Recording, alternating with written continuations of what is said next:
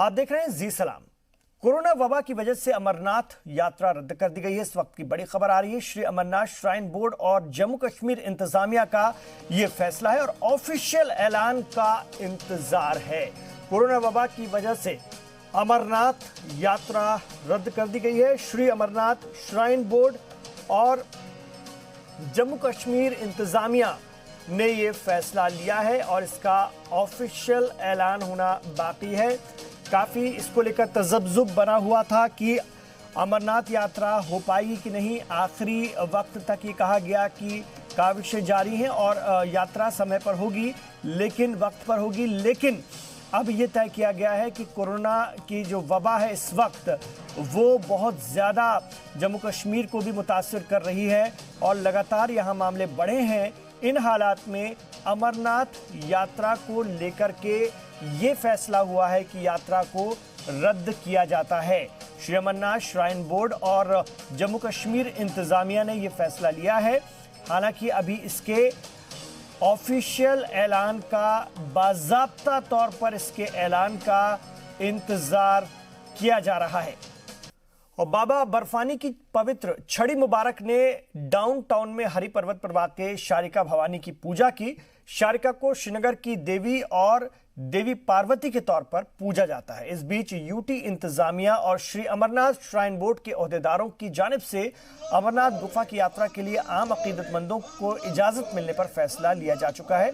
इस साल यात्रा रद्द कर दी गई है, लेकिन दशनामी अखाड़ा के महंत दीपेंद्र गिरी ने कहा है कि उसमें उनकी सदारत में ये संत महात्माओं का एक जत्था सुबह बाबा बर्फानी के जयकारों के साथ पवित्र छड़ी मुबारक लेकर मां शारिका के दरबार पहुंचा, जहां से अखाड़ा के साधु संत ही छड़ी को गुफा तक ले जाने की रस्म अदा करेंगे।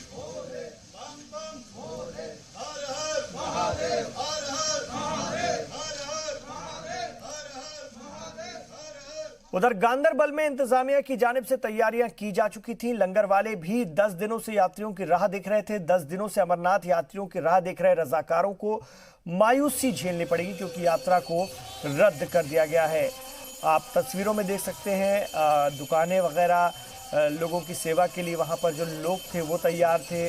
कुछ लोगों को उम्मीद थी कि उनके रोजगार भी इससे आगे बढ़ेगा, लेकिन उन तमाम लोगों को मायूसी झेलनी पड़ी है। और लंगर के जो इंतज़ाम किए गए थे, जो स्वयंसेवक होते हैं, जो रजाकार होते हैं, उनके ज़रिए किए जाते हैं ये लंगर और बहुत बड़े पैमाने पर होते हैं, वो सभी अब रद्द हो गए हैं। मुझे प्रशासन ने बुलाया है और हम जैसे तैयारी करके आते थे वैसे ही हम तैयारी करके आए हैं।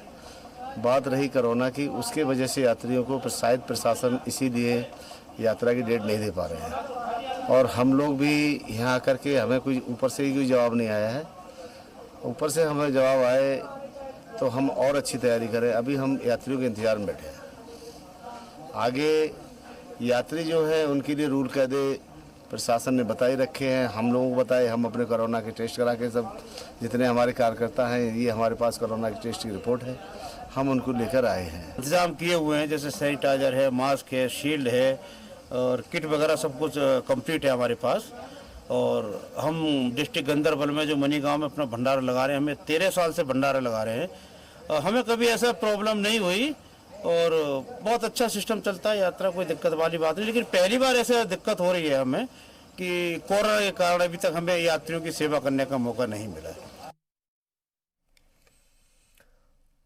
और जम्मू कश्मीर के साबिक वजीर आला उमर अब्दुल्ला ने छत्तीसगढ़ के सीएम भूपेश बघेल को लीगल नोटिस की धमकी दी है। दरअसल छत्तीसगढ़ के सीएम भूपेश बघेल ने राजस्थान कांग्रेस के साथ सचिन पायलट की बगावत को डॉक्टर फारूक अब्दुल्ला और उमर अब्दुल्ला की रिहाई से जोड़ा था। उमर ने छत्तीसगढ़ के सीएम पर पलटवार किया। ट्विटर पर उमर ने लिखा कि सचिन पायलट जो कर रहे हैं उसे मेरी और मेरे वालिद की रिहाई से जोड़ना गलत है। मैं इन इल्जामात से तंग आ गया हूं, अब बहुत हुआ।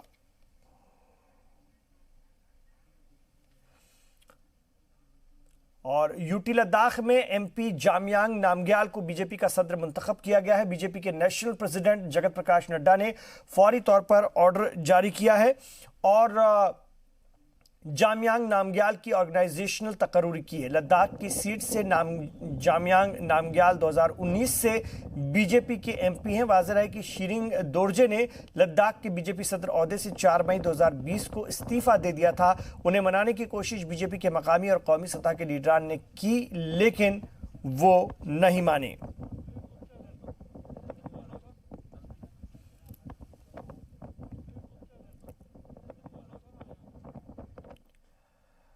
ईद उल अजहा का त्यौहार अब नजदीक है। ऐसे में खरीदारी के लिए लोग बाहर निकल रहे हैं। कोरोना के बढ़ते मामलों से एक तरफ जहां लोग फिक्रमंद हैं, वहीं दूसरी तरफ त्यौहार नजदीक होने की वजह से लोग बाजार का रुख कर रहे हैं।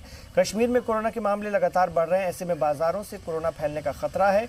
लोगों ने इंतजामिया से अपील की है कि वो सख्ती से लॉकडाउन पर अमल करवाएं और उन लोगों पर कार्रवाई की जाए जो सोशल डिस्टेंसिंग की खिलाफ वर्जी कर रहे हैं और बिना मास्क लगाए घरों से निकल रहे हैं।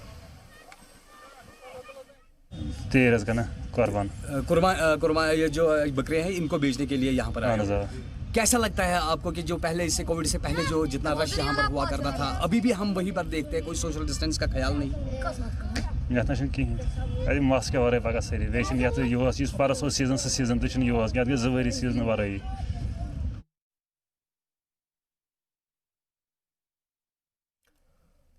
भदरवा जिले में इंतजामिया और अस्पताल से कोरोना के 2 मामले सामने आने के बाद आज सुबह से लॉकडाउन लगा दिया गया है। भदरवा में ऐसी शिकायतें लगातार मिल रही थी जब लोग मास्क नहीं लगा रहे थे और सोशल डिस्टेंसिंग का भी सही से ख्याल नहीं रखा जा रहा था। जिले में जरूरी सामान की दुकानों को छोड़कर सख्ती से लॉकडाउन का पालन कराया जा रहा है। हालांकि मकामी लोग भी इस लॉकडाउन को जरूरी और सही कदम बता रहे हैं।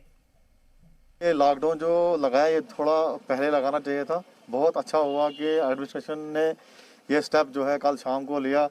2-3 दिन के लिए जो लॉकडाउन यहाँ पर लगाया बहुत अच्छा हुआ, क्योंकि लोग जो है काफ़ी इर्रेस्पॉन्सिबली बिहेव कर रहे थे, मास्क नहीं लगा रहे हैं, बाकी चीज़ों को मद्देनज़र नहीं रख रहे हैं। गैदरिंग जो है बहुत ज़्यादा हो रही थी हर जगह। तो बहुत अच्छा स्टेप जो है गवर्नमेंट ने लिया, यहाँ लॉकडाउन लगाया। जो भी पॉजिटिव केसेस कल यहाँ पर भदरवा में आए हैं उनके साथ जो भी कांटेक्ट में आया होगा उनके टेस्ट चल रहे हैं, उनके टेस्ट होने हैं। तो उस वजह से मुझे लगता है कि बहुत अच्छा स्टेप जो है गवर्नमेंट ने लिया है।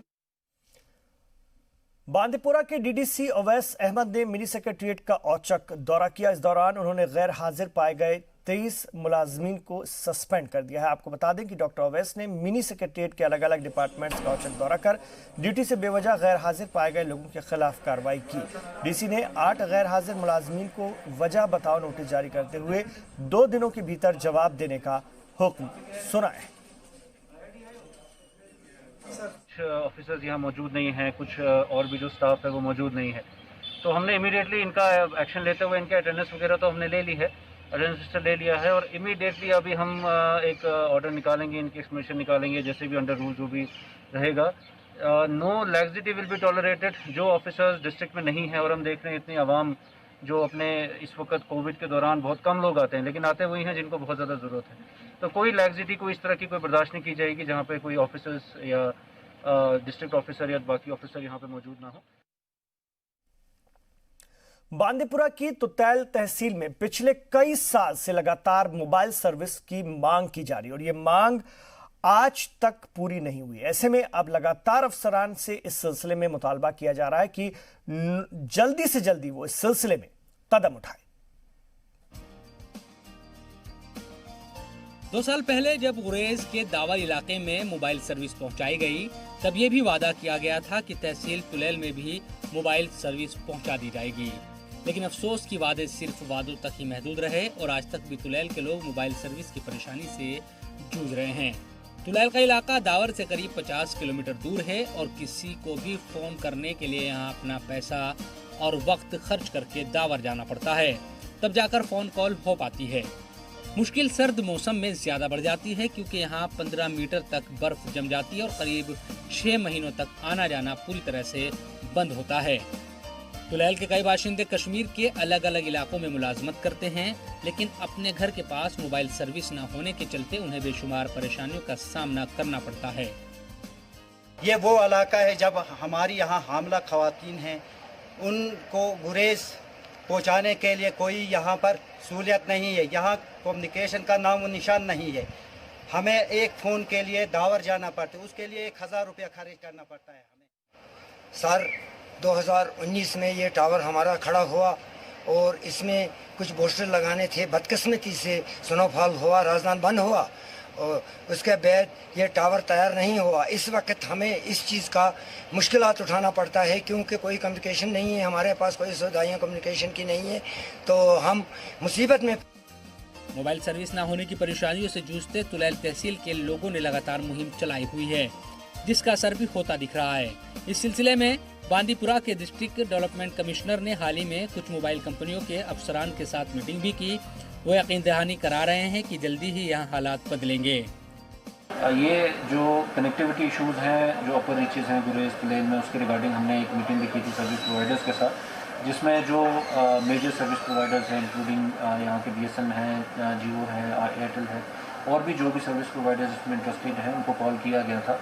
और उसमें ये चीज़ निकली है सामने की जो सर्वे है साइट्स का वो चल रहा है, वो कंप्लीट होने वाला है, और जो जहाँ पे टावर इंस्टॉलेशन और बाकी चीज़ों की ज़रूरत है, प्लस वहाँ पे जो एग्जिस्टिंग जो दावर में जो भी कनेक्शन है उसको भी हमने स्ट्रेंथनिंग की बात की। हमने उनको बताया कि इसमें कभी कभार कोई डिस्ट्रक्शन की प्रॉब्लम आती है, इशू आता है, वो ना रहे, ताकि जो स्टूडेंट्स हैं उनको दिक्कत ना हो।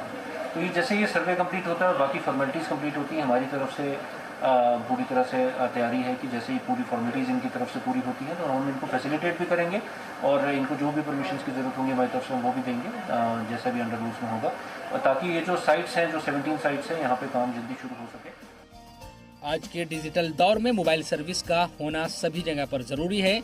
ये बात सच है कि तुलैल में सर्विस पहुंचने में अब तक देरी हुई, लेकिन उम्मीद करनी चाहिए कि अब वक्त बदलेगा और लोगों तक ये सहूलियत जरूर पहुंचेगी। बांदीपुरा से जी सलाम के लिए भट्ट शहजाद की रिपोर्ट। और प्रधानमंत्री ग्राम सड़क योजना के तहत बनने वाली पंथोपोरा, मिर्चीपोरा, किलवाड़ा, तनमर्ग की सड़क के काम में हो रही देरी से इलाकाई लोगों में नाराजगी पाई जाती है और इस सड़क का काम पिछले 2 सालों से रुका हुआ था, जिसके बाद अब शुरू हुआ है और बेहद सुस्त रफ्तार से चल रहा है। इलाके के किसानों का कहना है कि उनकी जमीन पर सेब के पेड़ भी थे, लेकिन उनको मुआवजा नहीं दिया गया। साथ ही सड़क की दोनों तरफ सेफ्टी दीवार खड़ी की गई है। हेरीवाटनू से कनेक्ट एक रोड जा रहा है ये पंडितपुरा बाला तक, और दूसरा लिंक इसका जा रहा है हिरीवटनू से। इसका एक्चुअली रोड का जो नाम है PMGSY के रिकॉर्ड्स में वो है किलवाड़ा गोरीचक। 2018 में इसका काम शुरू हुआ है। एक्चुअली इसमें थोड़ी बहुत गिलेशिकवे यूँ रहे हैं कि ये जो रोड है PMGSY ने अंडरटेक किया है, इसमें इन्होंने थोड़ी बहुत ये जो लीगल फॉर्मेलिटीज़ है वो पूरी नहीं की है। नंबर 1 इशू इसमें यह आ रहा है कि जो लैंड होल्डर्स है यहाँ पे, जिनका लैंड इसमें जा रहा है, उनका अभी कोई फेयर कंपनसेशन की फाइल बनी ही नहीं है, ना इसमें अभी डिमार्केशन अभी हुई है।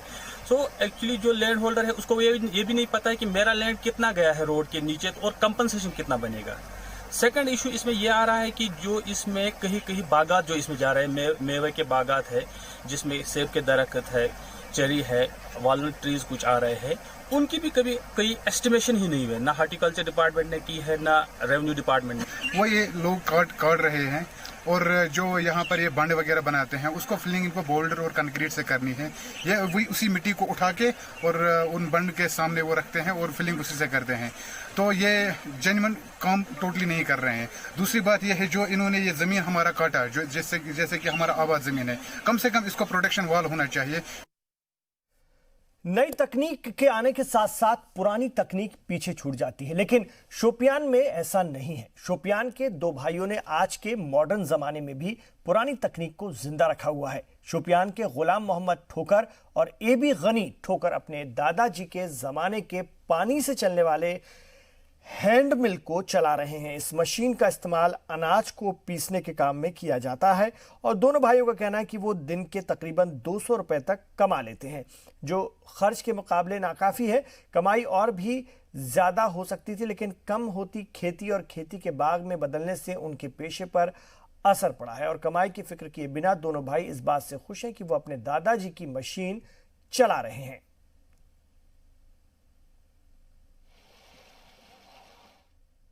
दो मजूर ना कहें पे 200 रुपये पे 100 रुपये पे अत मज दोहस कहें पन काम दह गोस ये बानू बचपन पे मालियों को अब पे मालियों पता बिजनेस चलान जबरदस्त पे अच्छा क्या सारी सब्जी पब्जी खेवन हुई वनस खेवन यह तोमुल पोमुल हुई वन कम कर चलान अत पे आज कत चलान वन कहें वन दोहस जान मकान 4 किलो 2 किलो। शोपियान के पिंजूरा इलाके में वाक़ शेख साज मोहल्ले के लोगों ने जल शक्ति महकमे के खिलाफ एहतजाज किया। लोगों का कहना है कि वो 3 दहाइयों से इलाके के लिए पीने का पानी मुहैया कराने का मुतालबा कर रहे हैं, लेकिन इंतजामिया और सरकारों ने आज तक उनकी नहीं सुनी।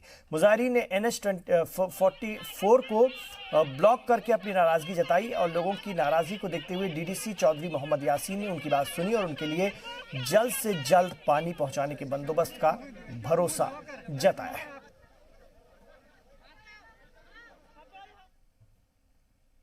हमें पानी बिल्कुल ही नहीं आ रहा है। हम यहाँ पे आए हैं लगभग आज हमें हुआ है 3 महीने आ रहे हैं यहाँ पे, फिर बोल रहे डी साहब चलो हम मसला हल करेंगे, फिर हाल ही नहीं हो रहा है मसला, पता नहीं क्या हो रहा है। 5 जून में DC साहब ने बोला था 5 जून तक हम आपका हल ये पानी का हल मसला हल करेंगे, मगर हुई वो मसला हल ही नहीं हो रहा है। और हमें 30 साल हुए पानी भी नहीं आ रहा है 30 सालों से, और पानी की गाड़ी भेजता है वो वहाँ पे भी लड़ाई हो रहा है पानी।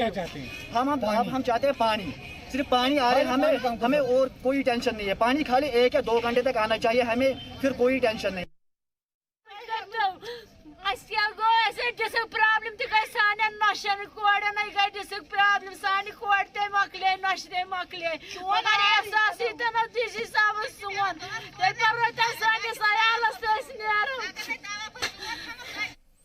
आप देख रहे हैं जी सलाम पर इस वक्त जम्मू कश्मीर की खबरों का अपना बेहद खास बुलेटिन कश्मीर एक्सप्रेस। आगे बढ़ते हैं, शोपियान की बात करते हैं। शोपियान के DDC चौधरी मोहम्मद यासीन ने शोपियान के अरहमा मिनी सेक्रेटरीट पे एक ट्रेनिंग प्रोग्राम का इनेकाद किया। इस ट्रेनिंग प्रोग्राम में जिले के उलमा, नंबरदार और वॉलंटियर्स ने हिस्सा लिया। इस मौके पर उलमा हजरात, नंबरदारों और वॉलंटियर्स से अपील की गई कि वो कोरोना को लेकर आम लोगों को बेदार करें ताकि लोग सोशल डिस्टेंसिंग पर अमल करें।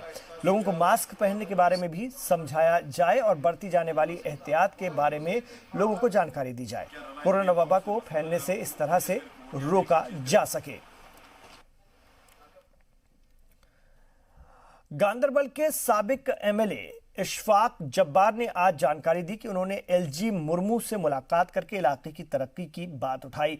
इशफाक ने मजीद कहा कि उनके साथ सिविल सोसाइटी के मेंबर भी मौजूद थे जिन्होंने गवर्नर के सामने इलाके में तरक्याती कामों को शुरू करने की बात रखी।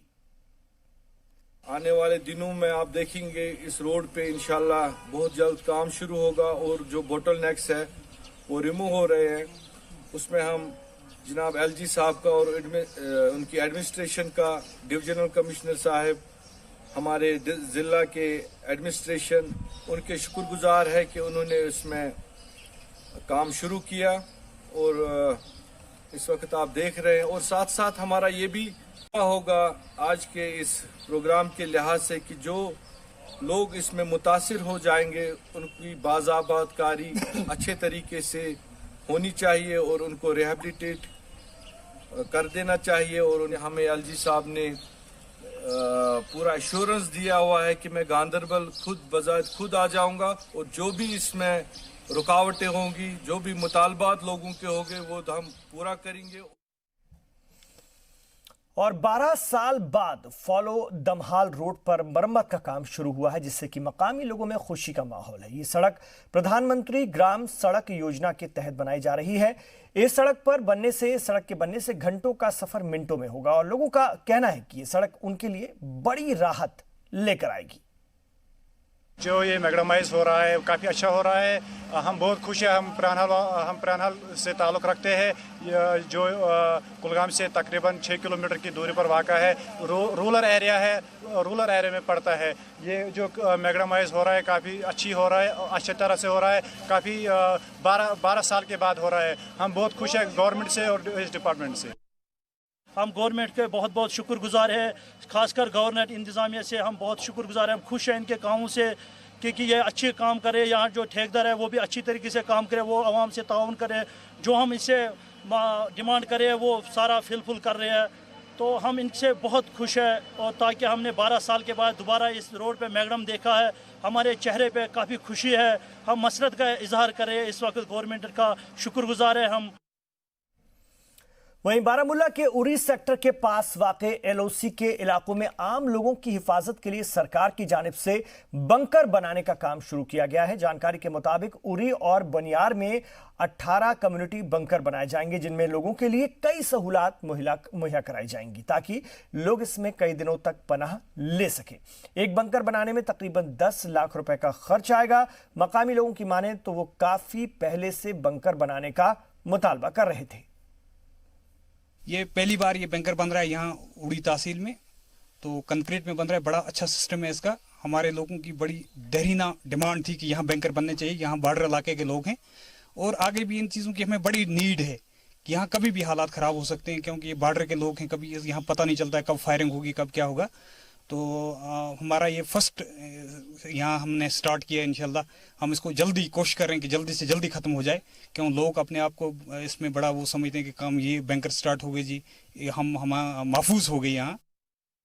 तो हमें ये जो गवर्नमेंट की तरफ से ये बैंकर मिले हैं, ये इनको हम अच्छी तरह से चाहते हैं कि हमें जल्दी जल्दी ये तैयार होना चाहिए। हाँ, एसडीएम साहब का उड़ी में और डीसी साहब बारामूला का शुक्रगुजार हैं कि हमारे को और भी मिलने चाहिए और हमारा काम ये जल्दी होना चाहिए। हम बॉर्डर पर रहने वाले लोग हैं, हमारे को कभी भी डर रहता है, किसी टाइम भी जब इधर फायरिंग होती है हम बहुत मजबूर हो जाते हैं। जहाँ पे हमें 18 बैंकर्स बनाने हैं, आउट ऑफ 18 हमें अभी मतलब 6 पे हमारा काम चल रहा है। बाकी जो हैं कुछ में टेंडर होना बाकी है, तो कुछ में टेंडर हो गया है, उसका हम जल्दी से मतलब काम कंप्लीट करने की कोशिश कर रहे हैं। बाकी मतलब ये लोगों की बहुत मतलब पुरानी डिमांड थी कि हमें बैंकर दिए जाएं, तो मतलब ये इनकी डिमांड फुलफिल हो गई है। हम मतलब प्रॉपरली एक डिज़ाइनड स्ट्रक्चर बना रहे हैं इसमें, जो मतलब जहाँ पे लोग सेफ रह सकें, तो ये इंशाल्लाह जल्दी कंप्लीट कर रहे हैं। श्रीनगर की मशहूर डल झील की ड्रेजिंग का काम किया जा रहा है। तकरीबन 20 सालों के बाद lake and waterways development authority की जानिब से शुरू की गई डल की ड्रेजिंग और डिसल्टिंग के काम में से मकामी लोगों ने खुशी का इजहार किया है।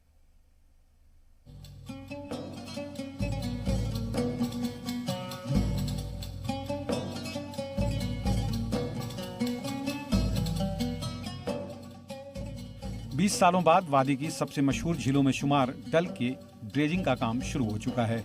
Lake and waterways development authority की जानिब से तकरीबन 20 सालों के बाद डल झील के बेसिन और दूसरे वाटर चैनल्स की सफाई का काम शुरू किया गया है, ताकि डल झील का पानी साफ हो सके। डल की सेटलिंग बेसिन इसलिए बनाई गई थी ताकि आलूदा पानी झील में न जा सके और डल का सारा कचरा फिल्टर हो जाए। गुज़िश्ता 20 सालों से झील की डिसल्टिंग नहीं की जा सकी है, जिससे डल झील में काफी आलूदगी फैल चुकी है। ये सेटलिंग बेसिन इसीलिए बनाई है, जो भी उसका कचरा है वो यहाँ पे सेटल हो जाए और फिर डल में फिल्टर होके पानी चला जाए। ये सेटलिंग बेसिन करीब 20 साल से डिसल्ट नहीं करी गई है और हमने इसका ड्रेजिंग का ये बेड़ा उठाया, क्योंकि हमें ये लगा, हमारे साइंटिस्ट ने ये बोला कि अगर इसमें एक अच्छी डिसल्टिंग और ड्रेजिंग कराई जाए तो अगले पीढ़ियों के लिए साफ और शफाफ पानी आएगा और उसके न्यूट्रिएंट्स वगैरह जो है यहाँ पे कैप्चर किए जाएंगे। कश्मीर की दूसरी सबसे बड़ी झील की ड्रेजिंग का काम पूरा होने में तकरीबन 1 साल का वक्त लगेगा और तकरीबन 1 लाख क्यूबिक मीटर पानी की सफाई की जानी है, ताकि आने वाले वक्त में डल का पानी शीशे की तरह साफ हो। ये प्रोसेस हमने अभी शुरू करी है और इसमें करीब 1 साल लगेगा पूरा और करीब 1 लाख क्यूबिक मीटर्स ड्रेज किया जाएगा। झील की सफाई का काम शुरू होने से मकामी लोगों में खुशी का माहौल है। लोग lake and waterways development authority की जमकर तारीफ कर रहे हैं। मेरे ख्याल में इन्होंने लेक एंड वाटर वेयर्स बहुत अच्छा कदम उठाया, क्योंकि यहाँ पानी आता है दहची गांव से, सारे पहाड़ों से और चश्मा यहाँ खुद ऊपर चश्मा है, वो पानी भी यहाँ आता है। लेकिन इसको 20 साल के बाद इन्होंने कदम उठाया। इस वीसी साहब ने, मेरे ख्याल में इसने बहुत अच्छा कदम उठाया, क्योंकि यह पानी पीता था पहले, अब ये भी गंदा हो गया। 20 साल के बाद इसको ड्रेजिंग हो गया। यह बहुत मुश्किल हो गया क्योंकि 20 साल में इसने कोई कदम नहीं उठाया, लेकिन इसने जो आज वीसी साहब ने कदम उठाया और लेक एंड वाटरवेज इन्होंने कदम उठाया, मेरे ख्याल में बहुत अच्छा कदम उठाया। समझ में ये आता कि आज ये बेस्ट काम इसने शुरू किया। ये जो कोई भी बड़ा साहब है इसने आज ये कदम उठाए लावड़ा वाले, ये तो हमारे लिए बेस्ट है। पहले तो हमें यहाँ नज़र नहीं देने के लिए चाहते हैं, इस वक्त जो ये काम इन्होंने किया है ये बहुत बेस्ट है। खुद हमारे लिए ये गंदगी दूर हो जाए, साफ शफाफ बन जाए, हर एक देखने के लिए आ जाए। डल लेक के लिए सबसे बेस्ट यही है कि जहाँ से डल लेक की गंदगी जाती है वो एक साइड ये भी है कि जब इनने शुरू काम किया ये बहुत अच्छा रहे। इंतजामिया और अथॉरिटी की जवाबदेही के साथ साथ ये आम लोगों की भी जिम्मेदारी है कि वो डल जैसे कुदरती तोहफों की हिफाजत करें। मकामी बाशिंदे अब्दुल रहमान की माने तो कुछ साल पहले तक लोग यहाँ का पानी खाना बनाने व पीने के काम में इस्तेमाल करते थे, लेकिन लोगों ने ही यहाँ गंदगी डालनी शुरू कर दी और पानी आलूदा हो गया। ये अच्छा कदम उठाया है गवर्नमेंट ने, लावड़ा ने अच्छा कदम उठाया, लेकिन सबसे पहले हमें सोचना चाहिए लोगों को कि हम लोगों ने इसको गंदगी बना दिया डल को। पहले मेरे बचपन में पानी हम यहाँ से लेते थे दरगाह डल में, जब नलकों में पानी जाती थी तो हम यही पानी पीते थे, यही पानी हम लगाते थे पकाने में, हर एक चीज़ में यही पानी लगाते थे। ये नाला इतना साफ सुथरा था कि कहने की बात नहीं है। जो फारियानों में हम देखते हैं ना, वो ग्रीन वाटर जो देखते हैं, पहले यही करता था। ये 18 किलोमीटर में फैली हुई डल झील 3 तरफ से पहाड़ियों से घिरी हुई है। इसमें सोतों से तो पानी आता ही है, साथ ही कश्मीर की कई झीलें आकर इससे जुड़ती हैं, जो इसे और भी खास बनाती है। लोगों को उम्मीद है कि ड्रेजलिंग का काम पूरा होते होते झील की खूबसूरती और भी बढ़ जाएगी। ब्यूरो रिपोर्ट, जी मीडिया।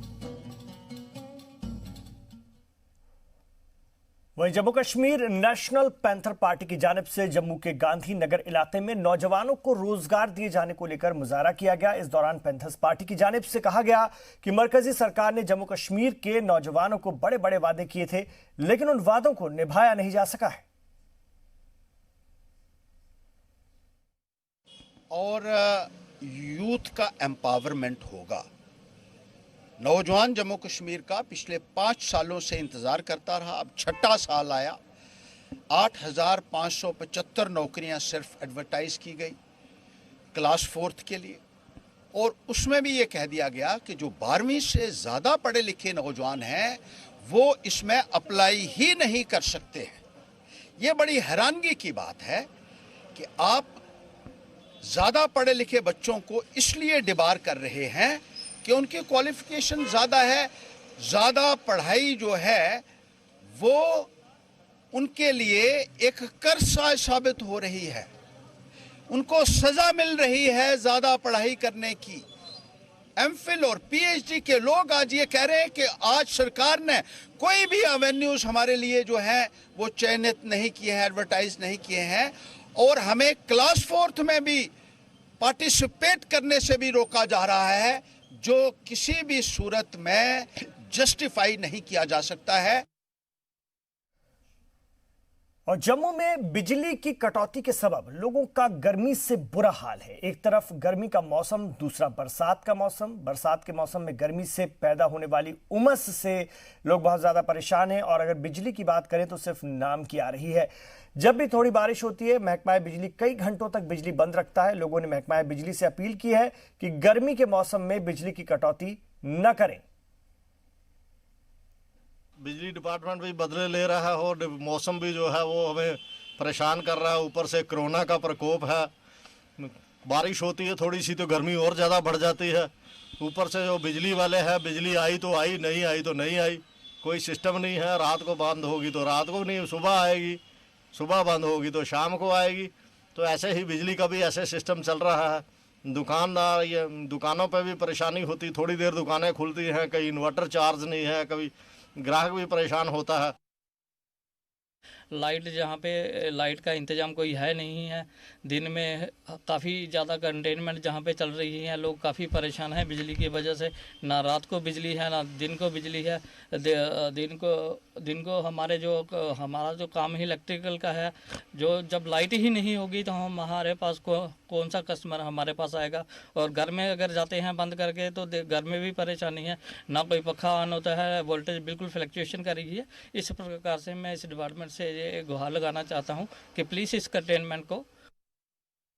बिल जो है वो कंटिन्यू जो है वो आ जाते हैं और ओवर, मुझे लगता है कि ओवर बिल भी आ जाते हैं, क्योंकि हम सोचते हैं कि इस तरह 300 या 400 महीने का आएगा, लेकिन बिल उसमें ज़्यादा भी आ जाता है। लेकिन बिल अगर ज़्यादा आते हैं तो बत्ती ज़्यादा क्यों नहीं देती है लोग। इनको बत्ती जो है वो ज़्यादा प्रॉपर देनी चाहिए। ये काम इनको पहले करना चाहिए। अगर बिल ये निकालने के लिए इनके अपने पास अगर ये बत्ती है, फिर लोगों को देने के लिए बत्ती क्यों नहीं है।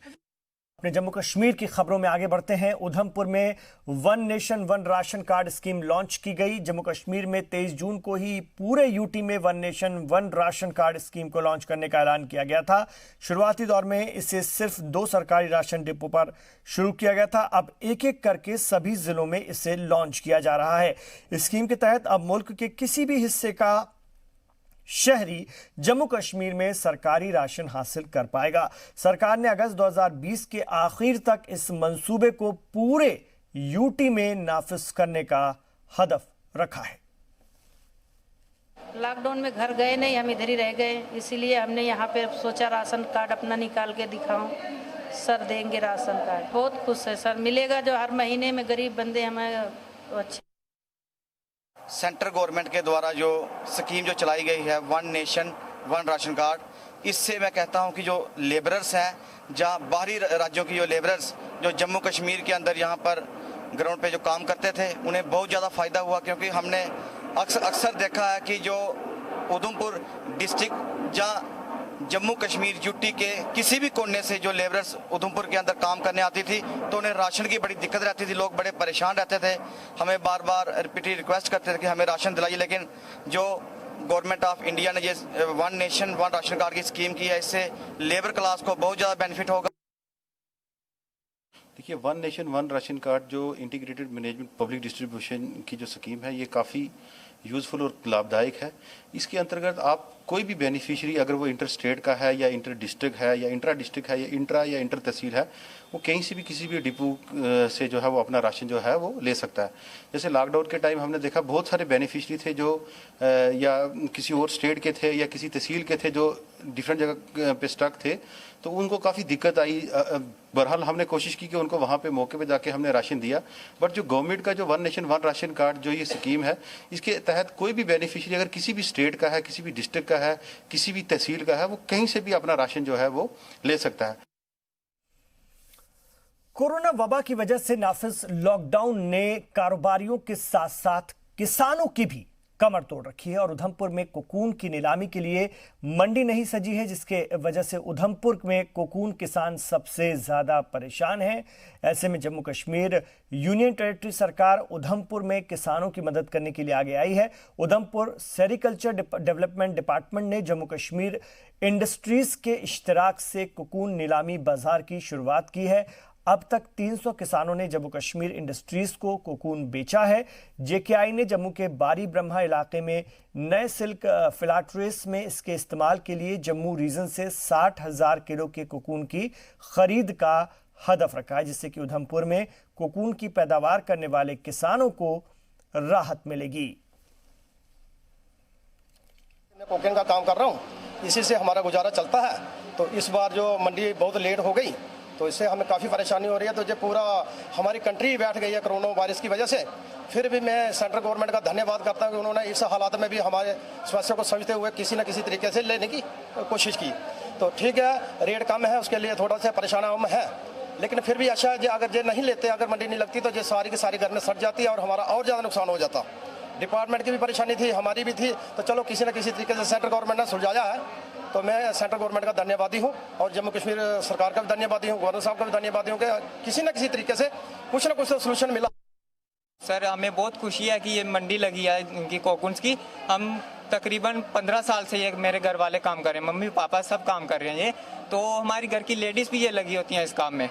तो मेरी रिक्वेस्ट है गवर्नमेंट से, गवर्नर से मेरी रिक्वेस्ट है कि इनका रेट जो है अच्छा लगे। रेट हमारा कोई अच्छे से अच्छा लगे तो हमारे किसान आगे भी काम, और भी मैं लोगों को अपने साथ जोड़ रहा हूँ 10 बंदे। लेकिन जो दाम के विषय में अगर हम कहेंगे, जो इस वक्त जो दाम है वो हमारे पास कम नहीं है, क्योंकि हमारे पास जहाँ लोकल रीलर रहते हैं वो भी इस मंडी में पार्टिसिपेशन करने नहीं आए हैं। हमने उनसे कहा तो उन्होंने कहा कि हम इस रेंज में नहीं ले सकते जिस रेंज में सरकार खरीद रही है। तो सरकार आती ही इसीलिए है कि किसानों की सपोर्ट की जाए और किसानों के अपलिफ्टमेंट की जाए, उनको नुकसान ना हो। सरकारी फैक्ट्री JKI ही पार्टिसिपेशन कर रही है, बाकी प्राइवेट्स की पार्टिसिपेशन अभी तक नहीं है। अभी तक इस मंडी में 300 से ज़्यादा किसान अपनी कोकून बेच चुके हैं और आने वाले समय में जब ये मंडी क्लोज हो गई तो उस वक्त तक हमारे पास 5000 से 6000 के बीच किसान जो है इसमें आ जाएंगे। देश की मंडियों की हालत को देखते हुए और देश में जो इस वक्त हालात जो हैं इस कोकून सेक्टर के, उस लिहाज से हमारी किसानों को कोई नुकसान नहीं है। और पुंछ जिले की सूरनकोट तहसील से एक बुरी खबर आई। दरअसल यहां पर एक दर्दनाक हादसा पेश आया। पीर पंजाल के पहाड़ों में मौजूद एक डोक में आसमानी बिजली गिरने से शौहर बीवी समेत 3 लोगों की मौत हो गई और कई मवेशी बुरी तरह से झुलस गए। इस हादसे में मारे गए शौहर बीवी के 2 बच्चे भी झुलस गए, जिन्हें सूरनकोट के अस्पताल में भर्ती कराया गया है। मरने वालों की पहचान 40 साल के मोहम्मद इशहाक और उसकी 35 साल बीवी जरीना अख्तर के तौर पर हुई है, जो कि गांव लठूंग सूरनकोट के रहने वाले थे। वहीं तीसरे शख्स 38 साल के जावेद अहमद हैं, जो कि लसाना सूरनकोट के रहने वाले थे। लोगों ने हुकूमत से मारे गए अहले खाना को मुआवजा देने का मुतालबा किया है। 3 कैजुअल्टियाँ जो है हो चुकी हैं। वो आज रात तो सुबह हम लोग जो इनके लवाकीन हैं वो भी गए और बहरमकला के इलाके के इर्द गिर्द माँ के लोग भी और बहरमकला चौकी की पुलिस जो है वो हमारे से हमरा वहाँ जगह पे गई और इनको उठाया। यहाँ सूरनकोट जो है वो पहुँच चुके। लेकिन जो ये कैजुअल्टियाँ हुई हैं, मेरी गुजारिश है इंतजामिया DC पुंछ साहब से भी और UT सरकार से, JNK से भी, उसके बाद मेरी गुजारिश है अमित शाह साहब से भी, सेंटर की सरकार से, इनको जल्द अज जल्द जो है ये मुआवजा मिलना चाहिए, क्योंकि ये गरीब लोग हैं, इनको मुआवजा मिल जाए और जख्मी भी जो है वो उनकी देखभाल यहाँ सूरनकोट हॉस्पिटल में की जाए। पुंछ के सरहदी गांव करमाड़ा में दहाइयों से सड़क को पक्का किया जाने का मुतालबा किया जा रहा है, लेकिन इन लोगों की सुनने वाला कोई नहीं है। रोड बनाने को लेकर के काफी लोगों का गुस्सा फूट पड़ा और गुस्साए लोगों ने शदीद बारिश के बीच एहतजाजी मुजाहरा किया और अपने मुतालबात को लेकर नारेबाजी की। लोगों का कहना है कि सड़क न बन पाने की वजह से यहां कई तरह की परेशानियों का उन्हें सामना करना पड़ रहा है। खास तौर पर बरसात के मौसम में लोगों की जिंदगी दरहम बरहम हो जाती है।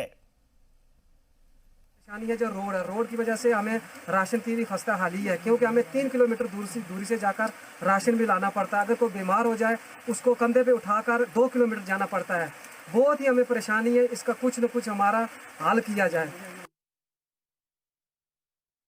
यहाँ 3 आदमी जो जहान बाकू है पाकिस्तानी फायरिंग से, उससे हम जब इमरजेंसी फ़ोन एम्बुलेंस को करते हैं उसको आने में तकरीबन 1 घंटा लग जाता है, सिर्फ 10-20 मिनट का रास्ता जो है।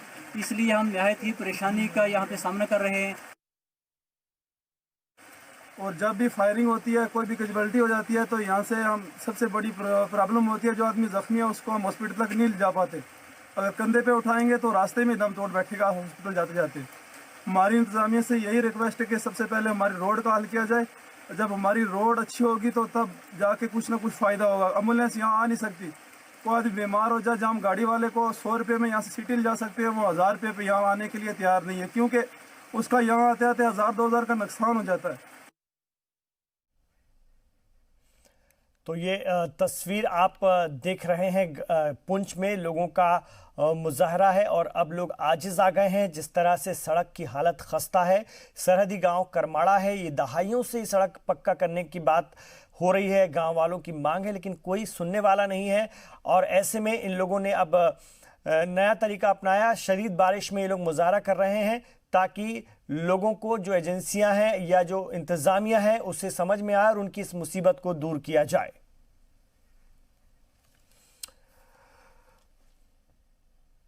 तो जम्मू कश्मीर की तमाम बड़ी खबरों पर, छोटी खबरों पर हमारी नजर बनी हुई है। रात 8 बजे आप देखेंगे हमारा बेहद खास प्रोग्राम आज का मुद्दा अब्बास मेहंदी के साथ। जी सलाम पर खबरों का सफर जारी है, रहिए जी सलाम के साथ।